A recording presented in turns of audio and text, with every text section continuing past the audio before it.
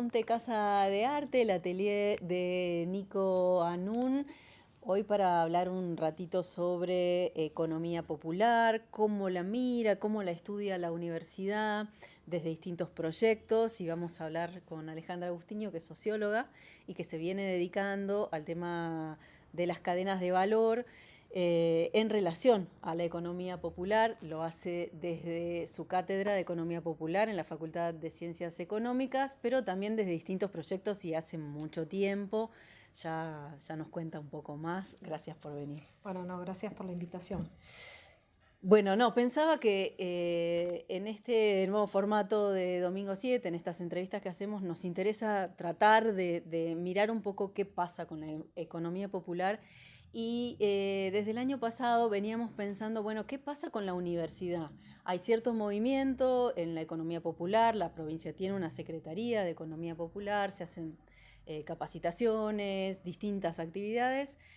Pero ¿qué pasa con el ojo académico, digamos, en relación a eso? Que imagino que no debe ser tan fácil de estudiar. No, no es sencillo porque implica repensar Mm, algunas, algunos preconceptos o algunos supuestos que tenemos con la economía, entendida como economía de mercado. claro.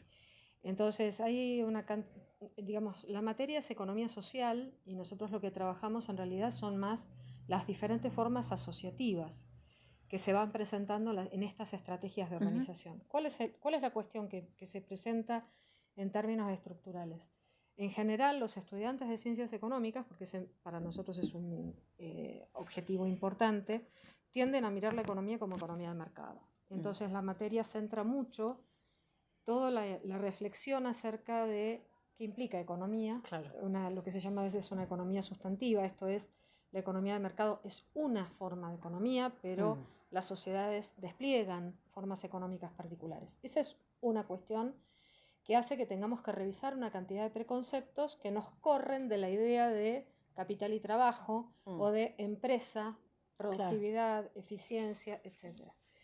La otra cuestión importante es que la economía popular en general se estudia a partir del trabajo como actividad humana. Mm, Entonces ahí se complejiza más la visión. ¿Por qué? Porque lo que nosotros tratamos de que se interprete es que no solamente hay un mercado de trabajo, entendido como se vende la fuerza de trabajo, se paga un salario, se mm, trabaja en un determinado lugar, o se factura, o ¿sí?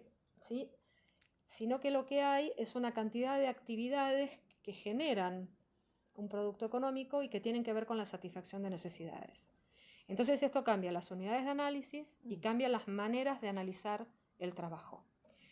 Toda persona que despliega una actividad desde la venta de empanadas en la calle hasta la construcción de viviendas, hasta la organización de comedores, todas estas personas trabajan en la economía popular. La diferencia es que en algunos casos hay formas de organización colectiva y ahí ya estamos hablando de formas de organización que, al ser formas de organización, nos obligan a mirar la cuestión del poder, de cómo se Mm. organizan las redes de influencia, las tensiones, la gestión de recursos, la formalización y cómo las actividades económicas se organizan a través de colectivos. Entonces, cuando hablamos de economía popular, hablamos de las formas de trabajo que las familias o las unidades domésticas utilizan o ponen en práctica cuando tienen que sobrevivir o satisfacer necesidades.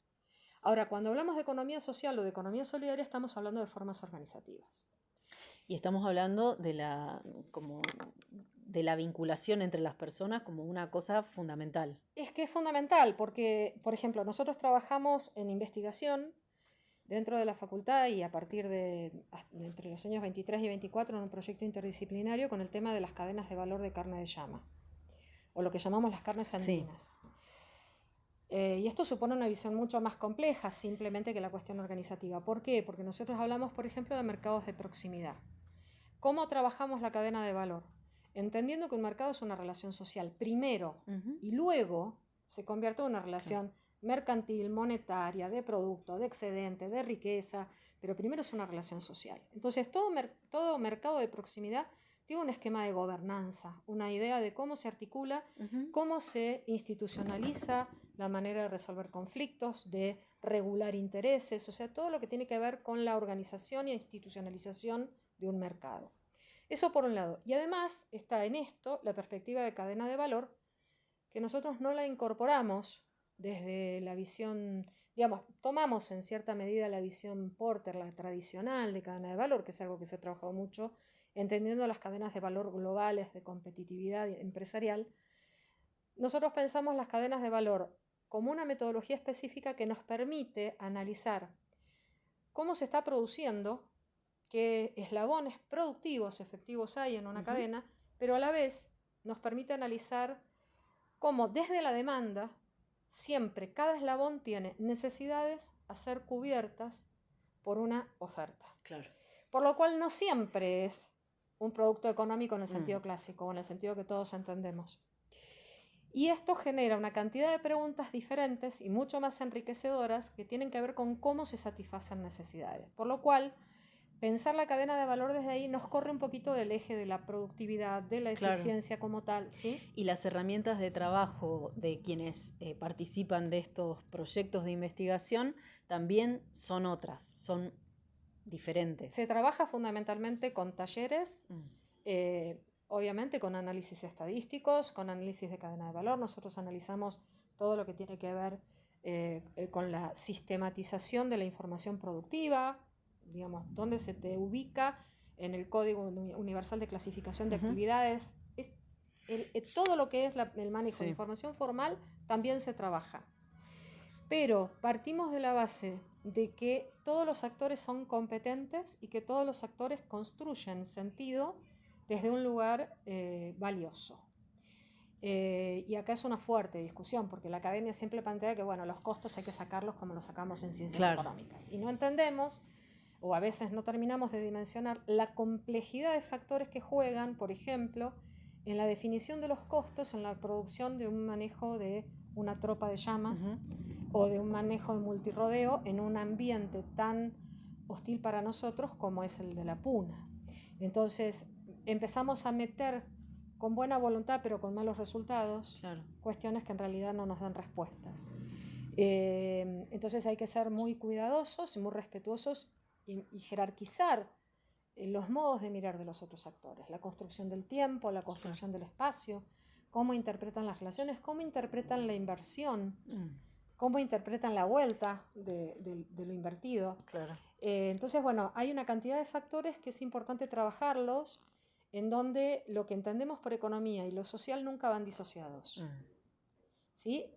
Nosotros nos centramos, un poco contando lo que nosotros hemos ido trabajando, en organizaciones consolidadas en territorio, pero fundamentalmente pensando, mirando un factor en el mercado de carnes andinas, de carne de llama fundamentalmente, mirando qué sucede con la dinámica propia del mercado de carnes local, informal, cuando se instalan 2 salas de faena en diferentes cuencas productivas de la puna. El caso de la sala de faena de Barrios, que es de la microrregión de Yavi, y el caso de la sala de faena de Cieneguillas, que está bajo control de la CODEPO.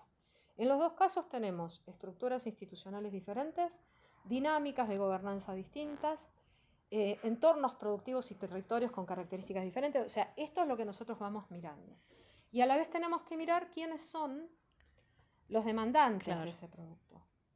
Entonces, ahí hay mucho trabajo con la gente, mucho trabajo de talleres colectivos en los cuales vamos viendo, intercambiamos, hacemos, en el lenguaje moderno nuestro urbano se llama workshops, en los cuales por ahí reunimos productores con cocineras de comedores, con técnicos, y vamos llegando a la posibilidad de construir una negociación posible entre 2 eslabones.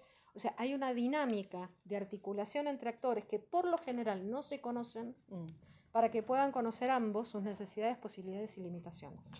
Y eso, en 2 o 3 oportunidades donde hemos trabajado eslabones muy fuertes, nos ha generado muy buenos resultados.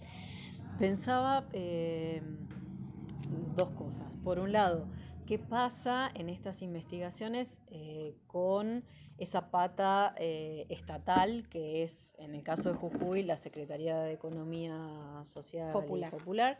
Eso me interesa que nos cuentes cómo es, si hay una ida y vuelta ahí o no, cómo funciona.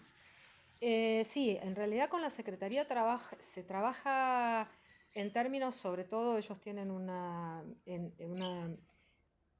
fuerte capacidad de financiamientos, por lo menos para lo que nosotros trabajamos, ¿no? De no mucha escala, pero sí de mucha precisión y rapidez y eficiencia. Entonces, cuando hay una necesidad puntual, bien definida, de una inversión, de una necesidad de un componente dentro de un proyecto, la Secretaría está disponible, y por ahí eso no lo conseguís en otros organismos, claro. Y es valiosísimo, porque a veces te logra destrabar una situación que por ahí se mantiene durante meses o años. También ellos tienen sus propias líneas de trabajo, y en ese caso lo que nosotros trabajamos es el tema de cueros, fuertemente, lo que es pieles y cueros. En el tema también de agregado de valor, lo que pasa es que el cuero ya tiene otra característica, porque no es un producto perecedero, no es un alimento, entonces tenemos como otra posibilidad de trabajar, y en este momento estoy colaborando con ver si podemos terminar con un proyecto que está en el 90% listo, de una curtiembre en Rinconada para producción de piel, de cuero de llama, que tiene un taller de marroquinería, un proyecto que venimos desde el INTI trabajando, y que fue quedando parado, que por ahí paró y por ahí volvió a arrancar. Esto que digo de los tiempos, ¿no? Sí. Yo siempre pienso, si fuera un inversor privado ya hubiera retirado hace mucho, porque era un lucro cesante. Claro. Esto de cuando vos estabas en el INTI. Cuando estaba en el INTI empezó. ¿Hace unos 10 años? 13, 13. 12 años, 13, 2012 vinieron un día y dijimos, queremos hacer una curtiembre. Y ahí empezamos con un trabajo de territorio muy importante, se hicieron un montón de actividades, y en este momento la Secretaría se puso al hombro la coordinación del equipo técnico para que la curtiembre se ponga en funcionamiento. Tiene toda la instalación de equipamientos de curtido, se trabaja con técnicas con escala semimecanizada, esto es en función de la posibilidad de trabajo de los operarios, pero con equipamiento industrial. Hay un taller de marroquinería listo, se está haciendo a nivel artesanal, pero todavía, digamos, faltan 10-15% y eso arranca, y estamos viendo si en 3-4 meses podemos arrancar. Y eso lo tomó nuevamente la Secretaría de Economía Popular. Este es el tema, ¿no? Ellos van como mucho trabajo de territorio, mucho trabajo técnico. Entonces tienen detectadas necesidades, y en función de también cómo va cada territorio, muchas veces van respondiendo a demandas. Así que es una herramienta muy valiosa la Secretaría. La verdad que sí. ¿Y qué pasa con la universidad? Es decir, estas investigaciones, lo que ustedes hacen, se desarrollan en el ámbito universitario en relación a comunidades comunidades, grupos de personas. ¿Cómo eso vuelve a esas comunidades que participaron en un comienzo de la investigación? ¿Cómo se devuelve, entre comillas, eso que se produce, ese conocimiento que se produce a partir, digamos, hablo de vinculación, básicamente, de esas comunidades? Nosotros, por lo menos desde los proyectos, por ahí es un estilo de trabajo también. Yo no hago un trabajo puramente académico. Siempre el objetivo es la disponibilidad, la generación de herramientas que puedan ser utilizadas por los mismos beneficiarios, porque además se los construye con ellos. Entonces, en el área económica, en el área de ciencias económicas, hemos trabajado fuertemente en todo lo que es estructura de costos, por ejemplo, pero analizando la estructura de costos parados en el lugar del productor, que entre sus costos, por ejemplo, tiene los costos de señalada o las fiestas patronales. Claro. Y esto es un costo efectivo, porque para ellos implica una actividad comunitaria que tiene, y en muchos casos una inversión muy importante en términos dinerarios, pero que no está visibilizada en la tradicional estructura de costos que manejan los contadores. Entonces, generamos estructuras de costos por los 4 o 5 eslabones centrales de toda la cadena. Y estas herramientas se transformaron en planillas de simulación para la carga de datos. O sea, en el fondo es un Excel, pero es un Excel que tiene un formato amigable en el cual cualquier productor puede cargar información y tener un resultado de un costo en la producción, por ejemplo, de un animal en producción primaria. Estas planillas las empezamos a probar en las escuelas agrotécnicas en La Puna y tuvieron una enorme receptividad. Y ahora estamos viendo de poder retomarlo, pero bueno, estamos pelados de financiamiento. Así que estamos en una situación realmente muy crítica y bueno, al acabar el proyecto MinSit se nos cortaron los pies y los brazos en el tema por lo menos de salir, ¿no? De trabajar en terreno. ¿Cuándo terminó el proyecto MinSit? Que era en el marco de Argentina contra el hambre. Argentina con el hambre. Nosotros ahí trabajamos con los comedores PNUD, con los comedores de todo lo que era el Sistema Nacional de Comedores, 56 comedores en la provincia, de los cuales 10 trabajaron con nosotros, y eso fue en el marco del proyecto MinSit Argentina contra el hambre, un programa nacional que terminó en diciembre del 2023. Claro. Y hoy por hoy están trabajando con financiamiento de la misma universidad. De la universidad, con financiamiento sectario. Entonces, bueno, de alguna manera, para no perder la línea, continuamos trabajando, pero mucho más trabajo de gabinete, haciendo otra escala de trabajo, porque además en el otro proyecto teníamos técnicos de la Secretaría de Agricultura Familiar, del INTA. Era más interinstitucional e interdisciplinario.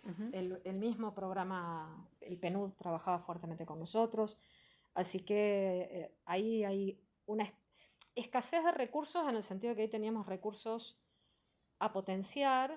Bueno, la Secretaría de Agricultura Familiar, los dos técnicos que trabajaban con nosotros, que son los que más conocen el tema de ganadería en el área de carnes, quedaron fuera de la Secretaría. Claro. Bueno, una cantidad de dificultades que ahora estamos afrontando desde la gente que somos exclusivamente de la universidad. Pero bueno, el capital, yo en mis más de 30 años siempre digo que todo lo que uno hace en algún momento vuelve y queda para otros, y de eso se trata. Entonces tratamos de hacer difusión, tratamos de dejarlo público, tratamos de publicar lo más posible, como para que estas herramientas, cuando pueda volver a tomarse la posta, se las tome. Así que ahí estamos. Gracias por venir. Gracias por la entrevista y bueno, un saludo para toda la audiencia.